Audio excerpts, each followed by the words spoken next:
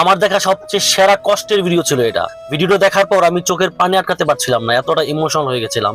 চলুন ভিডিওটা দেখি। স্যার, আমার প্রতিবন্ধী ছেলেটার একটু সাহায্য করেন, আল্লাহ বরকত দিব। বাবার কাছে সন্তান কখনো বোঝা হয় না, সেটা যতই ভারী হোক না কেন। ওকে টাকা দিয়ে দে।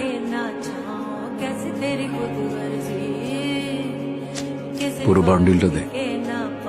আসলে মা বাবার কাছে সন্তান কখনোই বড় হয় না। আল্লাহ আপনার ভালো করুক স্যার।